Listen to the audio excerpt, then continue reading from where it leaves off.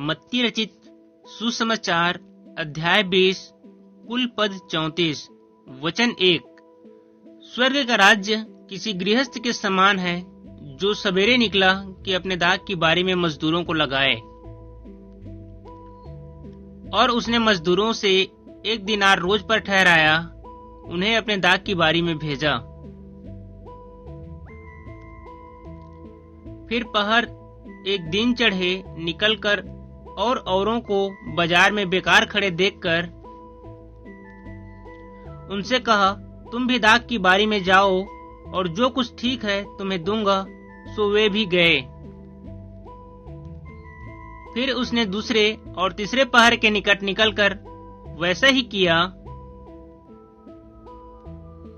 और 1 घंटा दिन रहे। फिर निकलकर औरों को खड़े पाया और उनसे कहा, तुम क्यों यहाँ दिन भर बेकार खड़े रहे? उन्होंने उससे कहा, इसलिए कि किसी ने हमें मजदूरी पर नहीं लगाया।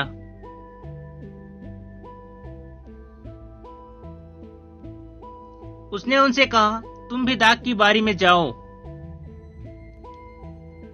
सांझ को दाख की बारी के स्वामी ने अपने भंडारी से कहा, मजदूरों को बुलाकर पिछलों से लेकर पहलों तक उन्हें मजदूरी दे दे। सो जब वे आए जो घंटा भर दिन रहे लगाए गए थे, तो उन्हें 1-1 दिनार मिला। जो पहले आए उन्होंने यह समझा कि हमें अधिक मिलेगा, परंतु उन्हें भी 1 दिनार मिला। जब मिला तो वह गृहस्थ पर कुड़कुड़ा के कहने लगे कि इन पिछलों ने 1 ही घंटा काम किया और तूने इन्हें हमारे बराबर कर दिया, जिन्होंने दिन भर का भार उठाया और घाम सहा।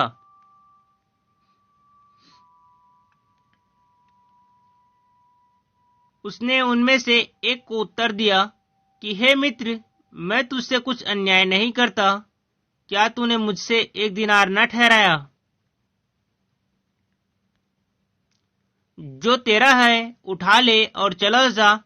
मेरी इच्छा यह है कि जितना तुझे उतना ही इस पिछले को भी दूं। क्या उचित नहीं कि मैं अपने माल से जो चाहूं सो करूं? क्या तू मेरे भले होने के कारण बुरी दृष्टि से देखता है? इसी रीति से जो पिछले हैं वह पहले होंगे, और जो पहले हैं वे पिछले होंगे। यीशु यरूशलेम को जाते हुए 12 चेलों को एकांत में ले गया और मार्ग में उनसे कहने लगा कि देखो, हम यरूशलेम को जाते हैं और मनुष्य का पुत्र महायाजकों और शास्त्रियों के हाथ पकड़वाया जाएगा, और वे उसको घात के योग्य ठहराएंगे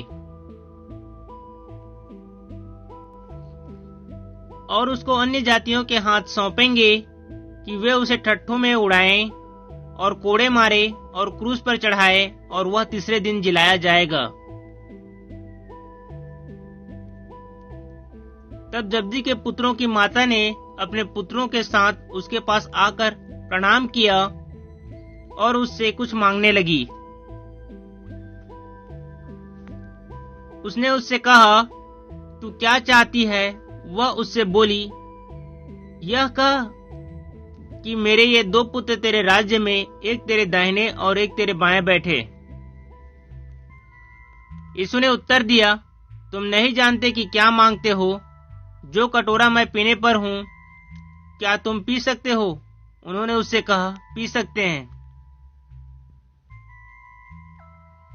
उसने उनसे कहा, तुम मेरा कटोरा तो पियोगे, पर अपने दाहिने बाएं किसी को बैठाना मेरा काम नहीं, पर जिनके लिए मेरे पिता की ओर से तैयार किया गया उन्हीं के लिए है। यह सुनकर 10 चेले उन दोनों भाइयों पर क्रुद्ध हुए। यीशु ने उन्हें पास बुलाकर कहा, तुम जानते हो कि अन्य जातियों के हाकिम उन पर प्रभुता करते हैं, और जो बड़े हैं वे उन पर अधिकार जताते हैं। परंतु तुम में ऐसा ना होगा, परंतु जो कोई तुम में बड़ा होना चाहे वह तुम्हारा सेवक बने, और जो तुम में प्रधान होना चाहे वह तुम्हारा दास बने। जैसे कि मनुष्य का पुत्र वह इसलिए नहीं आया कि उसकी सेवा टहल की जाए, परंतु इसलिए आया कि आप सेवा टहल करें और बहुतों की छुड़ौती के लिए अपने प्राण दे। जब वे यरीहो से निकल रहे थे तो एक बड़ी भीड़ उसके पीछे हो ली,